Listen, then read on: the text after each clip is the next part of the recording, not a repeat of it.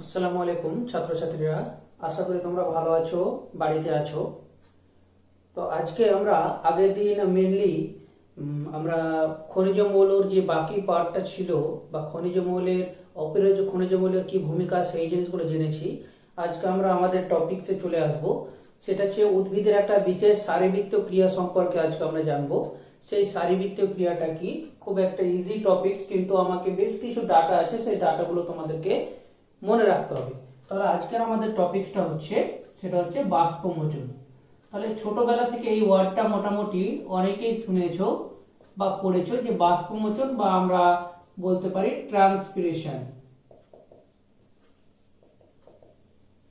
তাহলে বাষ্পমোচন বা ট্রান্সপিরেশন, এই যে আমার আজকে টপিকসটা, এই কথাটা নিশ্চয়ই এই ওয়ার্ডটাতে আমরা বুঝতে পারছি যে বাষ্প আকারে মোচন করা বা কোনো কিছুকে বের করা। তাহলে আমরা সেই জিনিসটা বাষ্প আকারে কোন পদার্থটাকে আমরা বের করব, সেটা আমরা বুঝতে পারছি যে জলকে, অর্থাৎ জলকে বাষ্প আকারে নির্গত করাকে আমরা বাষ্পমোচন বলছি। কিন্তু এই শারীরবৃত্তীয় প্রক্রিয়াটা কার দেহে বা কোন অবস্থায় ঘটলে আমরা এটাকে বাষ্পমোচন বলবো, সেটা বলতে গেলে আমরা বলবো একটা ডায়াগ্রামিক্যালি যদি বোঝাই, যেটা তোমাদের বইয়ে দেওয়া আছে। যে ধরো আমরা মেনলি জানি যে আকাশে মেঘ থাকে, তাহলে আকাশের মেঘ থেকে বৃষ্টিপাত হচ্ছে। তাহলে মেঘ থেকে বৃষ্টি আকারে কি পড়ছে মাটিতে? জল। তাহলে বৃষ্টির আকারে মেঘ থেকে মেঘ থেকে যে জলটা আসছে, সেই জলটা আমাদের মাটিতে পড়ছে, তাই না? তাহলে আমরা যদি এটাকে লিখি মৃত্তিকা, তাহলে মৃত্তিকাতে কি রয়েছে? H2O বা জল। তাহলে এই জলগুলো, সমস্ত জল কিন্তু মাটিতে এসে জমা হচ্ছে। তাহলে মাটিতে এই যে জল আছে, তাহলে মাটিতে এই H2 আছে, সেটা কার সাথে মিশে আছে? তাহলে সেটা মৃত্তিকার সাথে মিশে আছে। তাহলে মাটিতে জল ছাড়াও বিভিন্ন আমরা খনিজ মৌল বা খনিজ লবণ দেখতে পারবো বা দেখতে পাবো। তাহলে এইখানে আমরা কি দেখবো? এই যে মাটিতে জল আছে H2O, এই জলটা আমরা এখানে দেখবো একটা গাছের কথা যদি ধরি,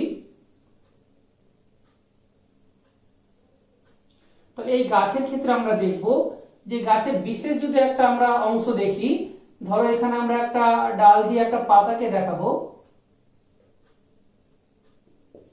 ঠিক আছে? তাহলে এখানে অনেক আমরা অংশ এরকম ভাবে দেখাতে পারি।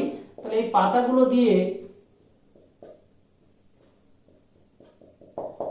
তাহলে জলটা কি হয়? এই যে H2O বা জলটা মাটিতে যেটা মিশলো মেঘ থেকে বৃষ্টি রূপে মাটিতে আসার পরে, সেই জলটা কিন্তু তোমার এই গাছের মধ্যে বা গাছের কাণ্ড দিয়ে জলটা একেবারে পৌঁছে যাবে পাতায়।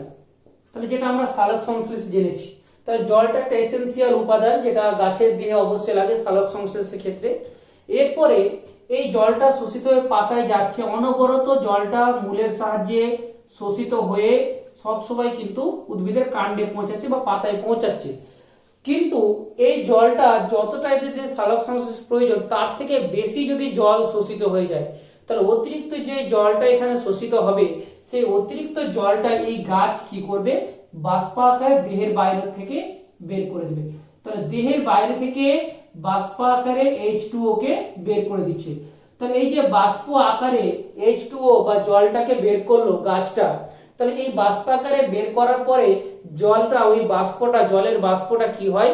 আবার আকাশে গিয়ে বা উপরে গিয়ে ঘনীভূত হয়ে যায়, বা বাষ্প কণাগুলি জমে গিয়ে আবার কিসের সৃষ্টি করে? মেঘের সৃষ্টি করে। তাহলে এই বাষ্পগুলো ঘনীভূত হয়ে আবার কি তৈরি করে? মেঘের। এই মেঘটা আবার বৃষ্টি করে। তাহলে দেখা একটা চক্রাকার প্রসেস চলছে।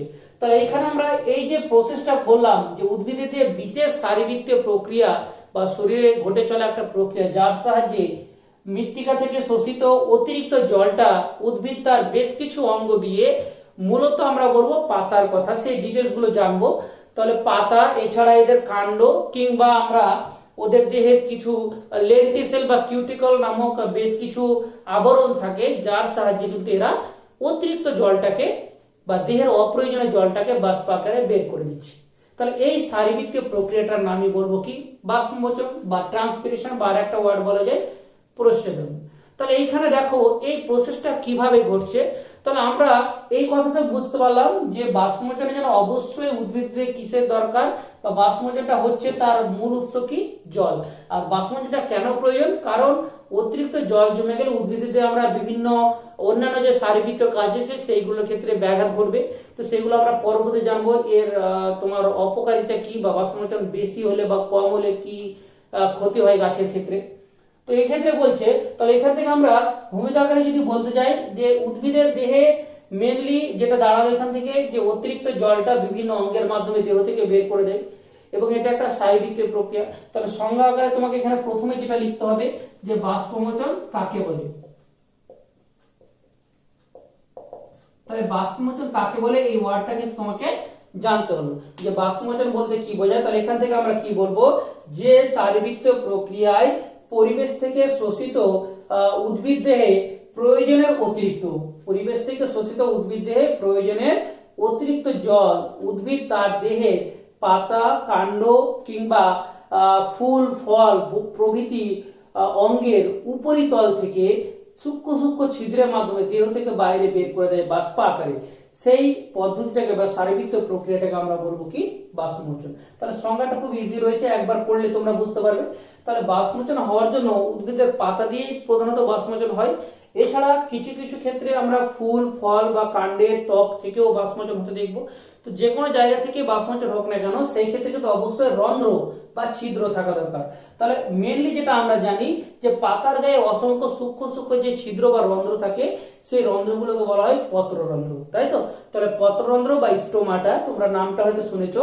তাহলে উদ্ভিদের মেনলি পাতায় থাকা অসংখ্য পত্ররন্ধ্রের মাধ্যমে কিন্তু জলটাকে পরিবেশে বাষ্প আকারে বের করছে। তাহলে প্রধান অঙ্গ বললে আমরা পাতার মধ্যে থাকা অসংখ্য পত্ররন্ধ্রের কথা আমরা বলতে পারবো। তাহলে বাষ্পমোচন কাকে বলে এই কথাটা যেমন বুঝলে, তো বাষ্পমোচন হতে গেলে আমরা একটা জিনিস লক্ষ্য করব, যে এই যে জলটা দেখো, জলটা কিন্তু মাটির নিচ থেকে অভিকর্ষের বিপরীতে গাছের ওপরে কাণ্ড বেয়ে পাতায় পৌঁছাচ্ছে। এইখানে একটু বুঝবে যে জলটা মাটির নিচ থেকে ঊর্ধ্বমুখে কিভাবে বাহিত হচ্ছে। তা ঊর্ধ্বমুখে বাহিত হওয়ার জন্য যে বেগটা বা যে বিশেষ ঘটনাটি ঘটে, তার আমরা টার্মটা এখানে আমরা লিখবো, সেটা হচ্ছে বাষ্পমোচন টান। সেই ওয়ার্ডটাকে বলা হচ্ছে বাষ্পমোচন টান, বা এটাকে আমরা আরেকটা বলতে পারি প্রচ্ছেদন টান। বাষ্পমোচন টান বা প্রচ্ছেদন টান, এই ওয়ার্ডটা কি বা কাকে বলে একটু বুঝে নাও। এটা বলা হচ্ছে, এই যে দেখো এখানে যে উদ্ভিদের মূলরম দ্বারা, মূলরম দ্বারা বা শাখা মূলগুলি দ্বারা তার গায়ে থাকা ছিদ্র দ্বারা অভিসরণ প্রক্রিয়ায় জলটা প্রবেশ করবে মূলরমে। মূলরমের ভেতরে যে সংবহন কলা রয়েছে, তাহলে উদ্ভিদের কাণ্ড, মূল, পাতা সব জায়গায় সংবহন কলা রয়েছে। সংবহন কলা মানে মেনলি দুটো জিনিসকে বোঝায়, একটা জাইলেম আর একটা ফ্লোয়েম। তাহলে জাইলেম ও ফ্লোয়েম এই দুটি জিনিস দিয়ে বা সংবহন কলার মধ্যে মেনলি যেটা তোমার জাইলেমের কথা বলবো আমরা, সেই জাইলেমটাই কি করে, সেই জাইলেমটা মূলরমের ভেতরে যে জলটা শোষিত এবং খনিজ লবণটা, সেটাকে কাণ্ড দিয়ে ঊর্ধ্বমুখে বাহিত করে পাতায় নিয়ে আসে। এটাতে গেল পরিবহন ব্যবস্থা, যে জলটা কি করে বাহিত হয়। কিন্তু কোন ঘটনার দ্বারা আমরা বুঝবো যে জলটা নিচে থেকে অভিকর্ষের বিপরীতে পাতায় পৌঁছাচ্ছে। তাহলে মাধ্যমটা বুঝলাম। তাহলে প্রচ্ছেদন টানে তোমাকে মাধ্যম যদি বলা হয়, সে মাধ্যমটা তুমি বলতে পারবে কার কথা, জাইলেম। তাহলে জাইলেম অ্যাকচুয়াল কি, জাইলেম হচ্ছে সংবহন কলা। সংবহন কলা দুটি জিনিস নিয়ে গঠিত, একটা জাইলেম আর একটা ফ্লোয়েম। তাহলে জাইলেম নামক সংবহন কলার অংশ দ্বারা জলটা পাতায় পৌঁছায়, এটা হলো প্রচ্ছেদন টানের মাধ্যমটা। কিন্তু প্রচ্ছেদন টানটা কেন ঘটে, তার কারণটা কি, তার কারণ বললে আমরা বলবো, যদি এখান থেকে ধরি আমরা ভালো করে বুঝবে। ধরো পাতায় অসংখ্য কোষ আছে, তাহলে প্রত্যেকটা কোষের ভিতরে যে সজীব অংশ থাকে তাকে আমরা কি বলি, প্রোটোপ্লাজম বলি। কি বলি, প্রোটোপ্লাজম। তাহলে পাতার প্রত্যেকটা যে কোষের মধ্যে থাকা প্রোটোপ্লাজম বা সজীব অংশ, সেই প্রোটোপ্লাজমের বেশিরভাগটাই কি, জলীয় দ্রবণ, তাই তো, বা জল আমরা বলতে পারি। তাহলে সেই তরল দ্রবণটা বা জলীয় দ্রবণটা এখন ধরো পাতার একেবারে কিনারার কোষগুলি থেকে অতিরিক্ত জলটা বাষ্প আকারে বেরিয়ে গেল। তাহলে প্রোটোপ্লাজম থেকে কিনারার কোষগুলি, প্রোটোপ্লাজম থেকে জল বাষ্প আকারে বেরিয়ে গেল। এখন ধরো আমি এটাকে যদি বড় করে দেখাই, এটা যদি বড় করি, তাহলে আমরা দেখবো এরকম পরপর অনেকগুলি কোষ আছে। ধরো এই কোষটা থেকে জল বাইরে বেরিয়ে গেল, বেরিয়ে গেলে এই প্রোটোপ্লাজমের জল যদি বেরিয়ে যায়, তাহলে এখানে কি হবে, জলের ঘাটতি হবে কি হবে না? অবশ্যই হবে। প্রোটোপ্লাজমে জলের ঘাটতি দেখা যাবে, কারণ জলটা বাষ্প আকারে বাইরে বেরিয়ে গেছে। এখন এই যে নির্দিষ্ট প্রোটোপ্লাজমের ঘাটতি, এই ঘাটতিটা কে পূরণ করবে? তার পার্শ্ববর্তী যে কোষ আছে, সেই পার্শ্ববর্তী কোষ থেকে অতিরিক্ত জলটা কোথায় পৌঁছাবে? বাইরের কোষগুলোতে। তাহলে ভেতর থেকে, ভেতরের দিকের কোষগুলো থেকে বাইরের দিকের কোষগুলোতে অতিরিক্ত জলটা প্রোটোপ্লাজম থেকে পৌঁছে গেল। তাহলে এইভাবে যখন এখান থেকে প্রোটোপ্লাজম জল বাইরের কোষে পৌঁছালো, আবার এই ভিতরের কোষগুলোতে আবার জলের ঘাটতি দেখা দেবে কি দেবে না? দেবে। ওই ঘাটতি পূরণ, তার পূর্ববর্তী যে কোষ আছে সেই কোষগুলি থেকে জলের ঘাটতিটা পূরণ করবে। তাহলে দেখো একটা অবিচ্ছেদ্য কিন্তু জলের টানের সৃষ্টি হচ্ছে, বুঝতে পেরেছো? তাহলে অবিচ্ছেদ্য দেখো বা অবিচ্ছিন্ন একটা জলের টান কিন্তু সৃষ্টি হচ্ছে। এই জলের টান দ্বারাই কিন্তু দেখো পুরো টানটার মাধ্যমেই কিন্তু একদম শেষে পৌঁছালে আমরা এই মূলরূপের কোষে পৌঁছাবো, যেখান থেকে জলটা কিন্তু আস্তে আস্তে তার উপরে কোষে জল শূন্যতা, তার উপরে কোষে জল শূন্যতা, এইভাবে জলের ঘাটতি পূরণ করতে করতে এই যে নির্দিষ্ট টান তৈরি হয়, এই টানটাকে বলা হচ্ছে কি? প্রচ্ছেদন টান বা বাষ্পমোচন টান। তাহলে প্রচ্ছেদন টান বা বাষ্পমোচন টানের মাধ্যম বলে আমরা বলবো জাইলেমের কথা। আর যদি কারণ বলা হয়, কারণ বললে আমরা এই প্রচ্ছেদন টানের কারণ রূপে যেটা জানবো সেটা হচ্ছে প্রোটোপ্লাজমে কারণ রূপে আর কি, কারণ রূপে যেটা বলবো আমরা প্রোটোপ্লাজমে জলের ঘাটতি। তাহলে প্রোটোপ্লাজমে জলের ঘাটতি যদি দেখা যায়, সেই ঘাটতি পূরণ করার জন্যই কিন্তু এই নির্দিষ্ট প্রচ্ছেদন টান বা বাষ্পমোচন টানটা কিন্তু সৃষ্টি হচ্ছে। তাহলে এখান থেকে আমরা মোদ্দা কথায় এতগুলো জায়গা থেকে কি কি বুঝলাম, মূল যেটা জিস্ট উঠে আসছে এখান থেকে, বাষ্পমোচন কাকে বলছে? বাষ্পমোচন একটা বিশেষ শারীরবৃত্তীয় প্রক্রিয়া বা ফিজিওলজিক্যাল প্রসেস, কারণ একটা উদ্ভিদের দিয়ে ঘটে চলে একটা প্রসেস। সেই শারীরবৃত্তীয় প্রক্রিয়া দ্বারা উদ্ভিদেরা মাটির নিচ থেকে অতিরিক্ত জলটা শোষণ করছে। শোষণ করার পরে সেই জলটাকে তারা প্রচ্ছেদন টান বা বাষ্পমোচন টানের মাধ্যমে জাইলেম বাহিকা দ্বারা বা সংবহন কলা দ্বারা পাতায় পৌঁছাচ্ছে, এবং পাতায় পৌঁছানোর পরে পাতা থেকে অতিরিক্ত জলটা বাষ্প আকারে বাইরে বেরিয়ে যাচ্ছে। আলটিমেট ঘুরিয়ে বলে বাষ্প আকারে বেরোচ্ছে বলেই কিন্তু প্রচ্ছেদন টানটা আমাদের সৃষ্টি হচ্ছে। তাহলে এইখানে গেল আমাদের, এখান থেকে বাষ্পমোচন কাকে বলে, প্রচ্ছেদন টান বা বাষ্পমোচন টান বলতে কি বোঝো। তার সাথে এর পরে আমরা যেটা জানবো যে তোমার মেনলি বাষ্পমোচন কয় প্রকার হয়ে থাকে বা মাধ্যম অনুসারে, যে বাষ্পমোচন কোন কোন মাধ্যমে হয়ে থাকে। পাতার থাকা ছিদ্রের মাধ্যমে, অসংখ্য যে ছিদ্র থাকে পাতায় তার দ্বারা হতে পারে, কাণ্ডে থাকা ছিদ্রের দ্বারা হতে পারে, বা কাণ্ডের থাকা বাকলে বা কাণ্ডের ছালে থাকা ফাটল মাধ্যমে কিছু পরিমাণে হতে পারে। তাহলে এই আমরা ভাগটা জানবো যে কি কি মাধ্যমে মেনলি বাষ্পমোচন হয়ে থাকে। তাহলে এর পরের যে টপিকটা আমরা জানবো যে বাষ্পমোচনের প্রকারভেদগুলি কি কি।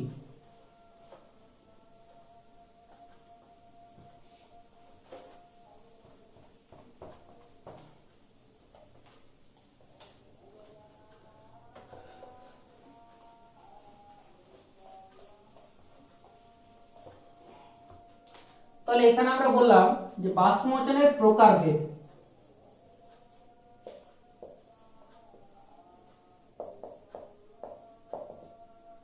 তাহলে বাষ্পমোচনের প্রকারভেদ বললে মেইনলি আমরা তিন প্রকারের বাষ্পমোচন দেখব।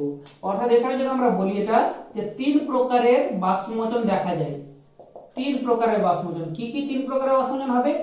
এক নম্বরে বলা হবে পত্ররন্ধ্রীয় বাষ্পমোচন বা পত্ররন্ধ্রের মাধ্যমে বাষ্পমোচন, পত্ররন্ধ্রীয় বাষ্পমোচন। তাহলে একদিক থেকে আমরা জেনে যাব কি জিনিসগুলো। পত্ররন্ধ্রীয় বাষ্পমোচন মানে কি? আমরা একটু আগে বললাম যে উদ্ভিদের পাতায় পাতার দুটি তল থাকে, একটা উপরিতল একটা নিম্নতল। মেনলি আমরা যদি আমরা বিষম পৃষ্ঠ পাতা, পাতা দুই ধরনের, একটা বিষম পৃষ্ঠ আর একটা সমঙ্গ পৃষ্ঠ। তাহলে পাতার ক্ষেত্রে আমরা জানি যে পাতা দুই প্রকার, একটা বিষম পৃষ্ঠ আর একটা হচ্ছে সমাঙ্গ পৃষ্ঠ। তাহলে বিষম পৃষ্ঠ এবং সমাঙ্গ পৃষ্ঠ। তাহলে বিষম পৃষ্ঠ কোনটাকে বলছি আর সমাঙ্গ পৃষ্ঠ কোনটাকে বলছি? বিষম পৃষ্ঠ মানে যে পাতার ক্ষেত্রে আমরা উভয় ত্বকটাই দেখবো খসখসে প্রকৃতির বা আলাদা প্রকৃতির, তাই তো? তাহলে সেটা হচ্ছে তোমার বিষম, একদিক খসখসে অপর দিক চকচকে। যেমন নর্মাল আমরা যে কোনো দ্বিবীজপত্রী উদ্ভিদের পাতা যদি দেখতে পাই তাহলে দেখবো যে সেই পাতার ক্ষেত্রে উপরিতলগুলো দেখবে মেনলি মোমের প্রলেপের ন্যায় চকচকে থাকে, আর নিচের তলটা পাতা দেখবে খসখসে থাকে, অমসৃণ প্রকৃতির। তাহলে এই যে দুটি একই পাতার দুটি ভিন্ন ভিন্ন তল, এই জন্য এই পাতাগুলোকে বলে বিষম পৃষ্ঠ। আর সমাঙ্গ পৃষ্ঠ যে পাতার দুভয় তলই একই প্রকার হয়, অর্থাৎ উপরের দিকেও যদি খসখসে থাকে অমসৃণ, নিচেও মসৃণ, উপরে মসৃণ নিচেও মসৃণ, সমাঙ্গ পৃষ্ঠ। তাহলে বলা হচ্ছে মেনলি পাতার ক্ষেত্রে এই যে দুই প্রকার পাতা আছে, দুই প্রকার পাতাতেই অসংখ্য সূক্ষ্ম সূক্ষ্ম ছিদ্র থাকে, যে ছিদ্রের মাধ্যমে কিন্তু অতিরিক্ত জলটা, উদ্ভিদ দেহের অতিরিক্ত জলটা বাষ্প আকারে বেরিয়ে যায়। তাহলে ওই যে ছিদ্রগুলো, সেই ছিদ্রগুলোকে বলবো আমরা কি, পত্ররন্ধ্র। এবং বলা যায় মোটামুটি 80 থেকে 90% তোমার অতিরিক্ত জলটাই উদ্ভিদ দেহে এই পাতায় থাকা সমাঙ্গ বা বিষম পৃষ্ঠের পাতায় থাকা সূক্ষ্ম সূক্ষ্ম ছিদ্র বা পত্ররন্ধ্র দ্বারাই কিন্তু জলটা বাইরে নির্গত হচ্ছে। তাহলে এই ক্ষেত্রে যদি বলা যায় বিষম পৃষ্ঠ পাতার ক্ষেত্রে আমরা যদি দেখতে যাই যে মেনলি বিষম পৃষ্ঠ পাতার ক্ষেত্রে নিম্নতলে আর সমাঙ্গ পৃষ্ঠ ক্ষেত্রে আমরা উভয় তলে। এই দুটো কথা ভালো করে একটু মনে রাখবে, বিষম পৃষ্ঠ পাতার ক্ষেত্রে নিম্নতলে আর সমাঙ্গ পৃষ্ঠ পাতার ক্ষেত্রে উভয় তলে। এইখানে একটা কথা বলে রাখি যে বিষম পৃষ্ঠ আমরা বেশিরভাগ উদ্ভিদের পাতার ক্ষেত্রে বা বিষম পৃষ্ঠ পাতা মেনলি আমরা যেটা দেখতে পাবো দ্বিবীজপত্রী উদ্ভিদের ক্ষেত্রে, আর একবীজপত্রীর ক্ষেত্রে মেনলি যেটা দেখতে পাবো কি, সমাঙ্গ পৃষ্ঠ পাতা। তাহলে একবীজপত্রীর ক্ষেত্রে মেনলি আমরা উভয় তলে পত্ররন্ধ্র দেখতে পাচ্ছি, আর বিষম পৃষ্ঠ পাতা বা দ্বিবীজপত্রী উদ্ভিদের ক্ষেত্রে আমরা মেনলি কোথায় দেখতে পাবো, নিম্নতলে। তাহলে একটা পাতার ক্ষেত্রে যদি আমরা দেখতে পাই যে একটা আমি বিষম পৃষ্ঠ উদ্ভিদের পাতা যদি আঁকতে যাই, তো সেই ক্ষেত্রে আমরা দেখবো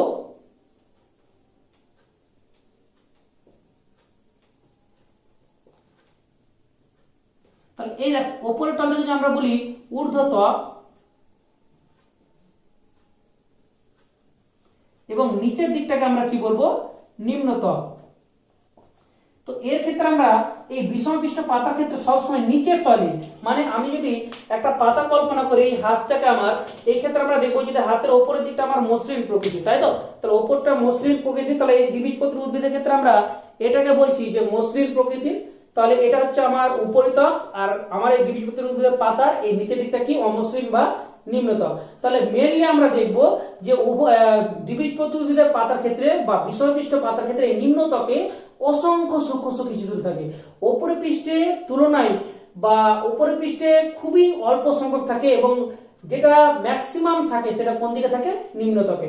এবং এটা যে নিম্নতলে যে অতিরিক্ত বা মেনলি পত্ররন্ধ্রগুলি যে নিম্নতকেই থাকে, এটাও কিন্তু তোমাদের আজকের ক্লাসের লাস্টের দিকে সময় থাকলে সেটা পরীক্ষার আকারে বলা হবে যে এটা কোন পরীক্ষা দ্বারা আমরা বলতে পারি যে ঊর্ধ্বতকে থাকে না পত্ররন্ধ্র বিষম পৃষ্ঠ পাতা, আর নিম্নতকে থাকে, সেটা কিন্তু আমরা একটা পরীক্ষার মাধ্যমে বলবো।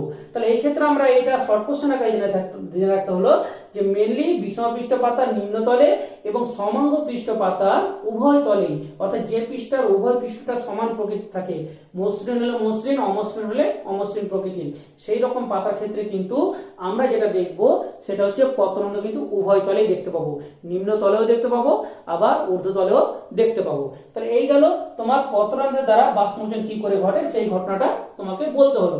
তাহলে এইখানে এই কটা কথা বলার পরেই আমরা যেটা চলে আসবো যে দ্বিতীয় পত্ররন্ধ্রের দ্বিতীয় যে ভাগটা রয়েছে সেটা হচ্ছে কিউটিকুলার বাষ্পমোচন। তাহলে পত্ররন্ধ্রীয় বাষ্পমোচনে পত্ররন্ধ্র বা স্টোমাটা কাকে বলে সেই কথাটা বলতে হবে, সেই পত্ররন্ধ্র কোন কোন জায়গায় অবস্থান করে সেই কথাটা বলতে হলো, এবং তার সাথে তোমার দুটো জিনিসকে ভালো করে একটু ব্যাখ্যা করতে হবে।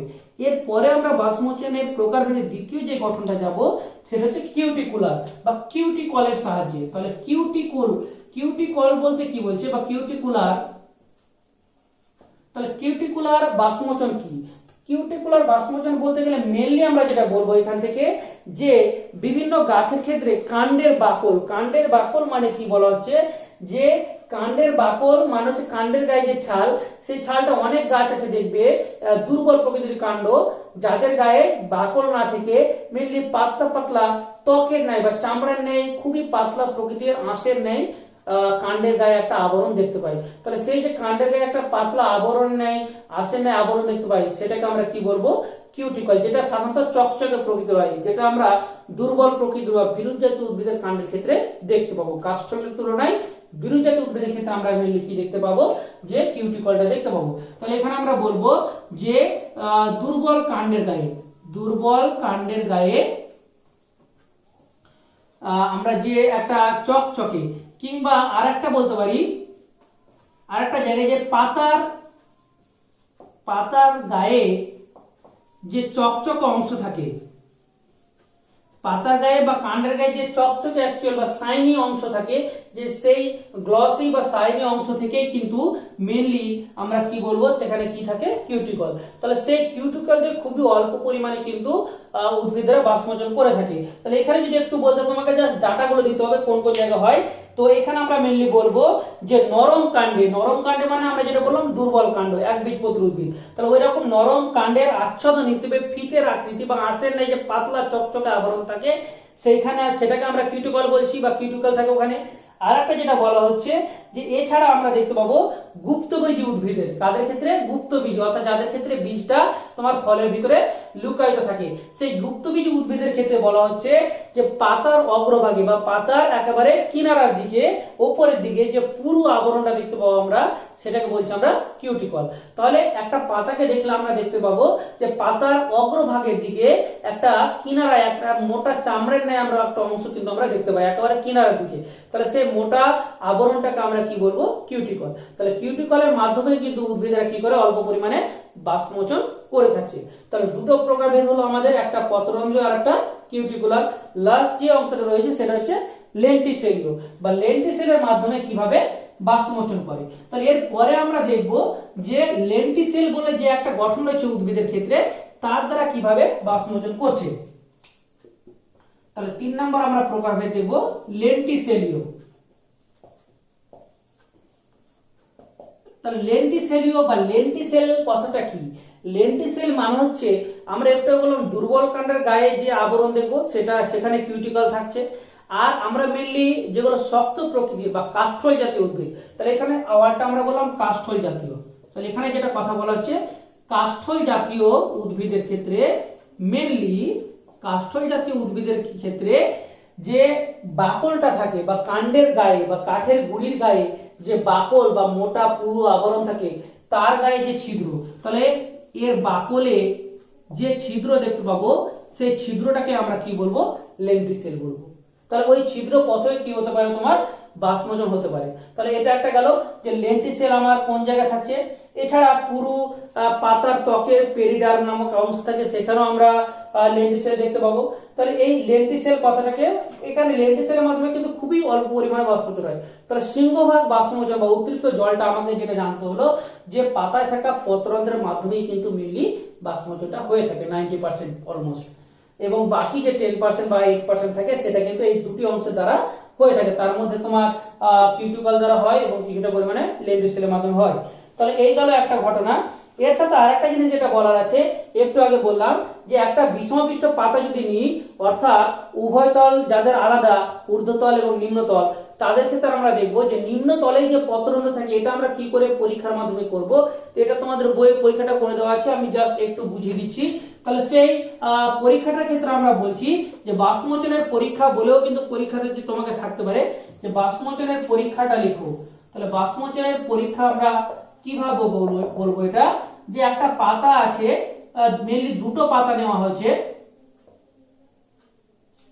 এখন এই পাতার ক্ষেত্রে আমরা কি দেখব যে একটা পাতা নিয়ে এর উভয় তল, একটা ঊর্ধ্বতল আর একটা নিম্নতল, কিন্তু দেখো আমরা একই পাতাতে তো আমরা দুটো তলকে দেখাতে পারি না, এখানে কি দেখাতে পারবো না। তাহলে আমরা একই পাতার দুটো তল নিচ্ছি, তাহলে এটাকে যদি আমরা ঊর্ধ্বতল বলি, তাহলে এটাকে আমরা একটা ঊর্ধ্বতল বলে লিখলাম। আর একটা নিলাম সাইডে, আর নিচের দিকে এই পাতারই আমরা আরেক পৃষ্ঠটা আঁকছি, সেটা হচ্ছে নিম্নতল। এই তলটাকে আমরা বলছি নিম্নতল। এখন কি করা হচ্ছে, এই একটি পাতা নিয়েছি, সতেজ উদ্ভিদের পাতা নেওয়ার পরে আমরা কি করলাম, সেই উদ্ভিদের সতেজ পাতাটার মেনলি দুটো পাতা নিয়েছি একই উদ্ভিদের, নিয়ে আমরা যদি দুটো পাতাকে, একটাকে আমরা সোজাভাবে রাখলাম আর একটাকে উল্টে রাখছি, বা দুটোকে আমরা একই উদ্ভিদে লেগে আছে এরকম পাতায়, একটা পাতার গায়ে ঊর্ধ্বতকে আমরা কি বসাবো, একটা কভার স্লিপ বা কাচের স্লাইড দিয়ে আমরা দুটো কাচের স্লাইডকে দিয়ে ক্লিপ দিয়ে চাপবো। এখন কাচের স্লাইডের মিডিলে আমরা পাতার গায়ে কি অংশকে রাখবো, তাহলে এইখানে আমরা বলা হচ্ছে একটা কথা, সেই উপাদানটা মেন হচ্ছে কোবাল্ট ক্লোরাইডের ফিতে, শুষ্ক কোবাল্ট ক্লোরাইডের ফিতে। তাহলে এইখানে এরকম ধরো এই পাতাটার গায়ে আমরা শুষ্ক কোবাল্ট ক্লোরাইডের ফিতে জড়ালাম, জড়িয়ে দিয়ে এর গায়ে দুটো কাঁচের কভার স্লাইড দিয়ে দুই দিকটা ক্লিপ দিয়ে আটকে দিলাম, ঠিক আছে। আর এইখানেও আমরা কি করলাম, এই পাতাটা ক্ষেত্রে, তাহলে এটা হচ্ছে প্রথম পাতা, তাহলে এটা ক্ষেত্রে আমরা কিসের পর্যবেক্ষণ করব, ঊর্ধ্ব প্রান্তের। আর এই পাতাটার ক্ষেত্রে কি প্রান্ত, নিম্ন প্রান্ত।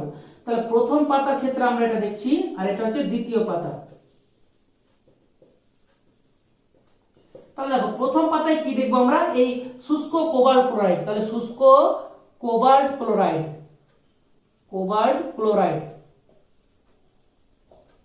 তাহলে শুষ্ক কোবাল্ট ক্লোরাইড আমরা দিয়ে দুই দিকটা চেপে দিচ্ছি। এখানেও আমরা সেম করব, শুষ্ক কোবাল্ট ক্লোরাইড দিয়ে দুই দিকটা চেপে দেবো। তাহলে এখানেও আমরা লিখছি শুষ্ক কোবাল্ট ক্লোরাইড।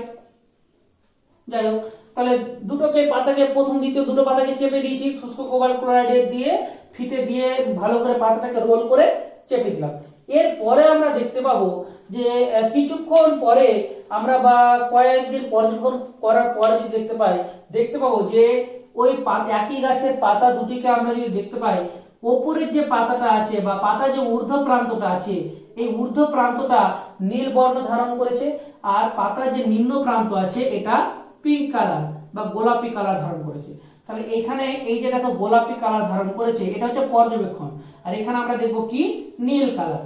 তাহলে নীল কালার, গোলাপি কালার, ঊর্ধ্ব প্রান্তে নীল কালার ধারণ করেছে ওই কোবাল্ট ফিতে দেওয়া সত্ত্বেও, এইখানেও কোবাল্ট ফিতে আছে এবং এটা কিন্তু কি কালার ধারণ করেছে, গোলাপি কালার। তাহলে দুটোর মধ্যে কি তফাৎ দেখা গেল, নিম্ন প্রান্তে গোলাপি কালার যে ধারণ করেছে, এই পর্যবেক্ষণ থেকে আমরা সিদ্ধান্তে আসলাম যে মেনলি আমরা জানি যে শুষ্ক কোবাল্ট ক্লোরাইড যদি জলের সাথে বিক্রিয়া করে, কি বললাম, শুষ্ক কোবাল্ট ক্লোরাইড যদি জলের সাথে বিক্রিয়া করে যে কালারটা ধারণ করবে সেটা কি, গোলাপি। তাহলে এখানে আমরা নিশ্চয়ই বুঝতে পারছি যে নিম্ন প্রান্তে নিশ্চয়ই জল বেরিয়েছে, নিম্ন প্রান্তে বা নিম্নতাকে অতিরিক্ত জলটা বেরিয়েছে বলেই সেটা এই কোবাল্ট ক্লোরাইড ফিটের সাথে বিক্রিয়া করে গোলাপি বর্ণ ধারণ করেছে। অর্থাৎ এখান থেকে বুঝতে পারছি যে জলটা যে বেরোলো সেটা কার মাধ্যমে বেরোলো, নিশ্চয়ই নিম্নতাকে অসংখ্য পত্ররন্ধ্র রয়েছে। তাহলে এটা একটা সিদ্ধান্ত। সেম ভাবে উপরের দিকে আমরা বলতে পারি যে উপরের দিকে নীল বর্ণ ধারণ করেছে, গোলাপি কালার করেনি, কারণ হচ্ছে ওপর থেকে নিশ্চয়ই জল নির্গত হয়নি। যদি জলটা বের হতো ঊর্ধ্ব প্রান্ত থেকে, তাহলে নিশ্চয়ই ওটা কোবাল্ট ক্লোরাইড ফিতের সাথে বিক্রিয়া করে গোলাপি কালার ধারণ করতো। তাহলে এখানে যেহেতু নীল কালার ধারণ করেছে, তাই এখান থেকে আমরা বলতে পারি যে ঊর্ধ্ব প্রান্তে নিশ্চয়ই পত্ররন্ধ্র নেই। যদি পত্ররন্ধ্র থাকতো তাহলে কিন্তু জলটা বিক্রিয়া করার মাধ্যমে গোলাপি কালার ধারণ করতো। তো এখান থেকে আমরা এটাও বলতে পারলাম। তাহলে এই পরীক্ষাটা তোমাদেরকে ভালো করে ছবি এঁকে বাড়িতে পড়তে হবে এটা, এবং অবশ্যই এখানে কি কি উপকরণ লাগলো, কিভাবে পরীক্ষাটা করলে, পর্যবেক্ষণ মানে কি অবস্থা দেখলে, সেই পর্যবেক্ষণ থেকে তুমি কি সিদ্ধান্তে আসলে, পয়েন্ট ওয়াইজ তোমরা কিন্তু এটা তৈরি করবে। তাহলে এই গেল তোমাদের বাষ্পমোচনের পরীক্ষাটা। তাহলে এটা আমরা বাষ্পমোচনের পরীক্ষাটা কিভাবে হলো, 3 প্রকার বাষ্পমোচনের কি কি প্রকারভেদ, বাষ্পমোচন কাকে বলে, বাষ্পমোচনের প্রচ্ছেদন টান বলতে কি বুঝি, এতগুলো টপিক কিন্তু আজকে আমরা কভার করলাম। তাহলে আমাদের এই বাষ্পমোচন থেকে এই যে এতগুলো জিনিস আলোচনা করা হলো, এর মধ্যে আমাদের বাকি যে পোর্শনটা পরের দিনের জন্য থাকবে, সেটা ক্ষেত্রে আমরা জানবো বাষ্পমোচনের মতোই আরেকটা প্রক্রিয়া রয়েছে আমাদের পরিবেশে, যেটার মাধ্যমে জল বাষ্প আকারে বের হয়। সেই প্রক্রিয়াটা হচ্ছে বাষ্পীভবন। তোমরা ফিজিক্সে হয়তো পড়েছো যে বাষ্পীভবন জিনিসটা কি। অর্থাৎ আমরা কয়েকদিন যদি জানবো ডিটেলসে যে কোনো জায়গায় উপরিতল থেকে জলটা যদি বাষ্প আকারে বেরিয়ে যায়, তাহলে সেটাকে বাষ্পীভবন বলবো। আর উদ্ভিদের ক্ষেত্রে পার্টিকুলারলি যখন আমরা দেখবো যে পাতা থেকে যখন জলটা বেরোচ্ছে, তখন সেটাকে বলবো কি, বাষ্পমোচন। তো একটা হচ্ছে শারীরবৃত্তীয় প্রক্রিয়া বাষ্পমোচনটা, আর বাষ্পীভবনটা কি প্রক্রিয়া, ভৌত প্রক্রিয়া। তাহলে এখান থেকে আমরা মেনলি আজকে এই পর্যন্ত পরীক্ষা পর্যন্ত করলাম।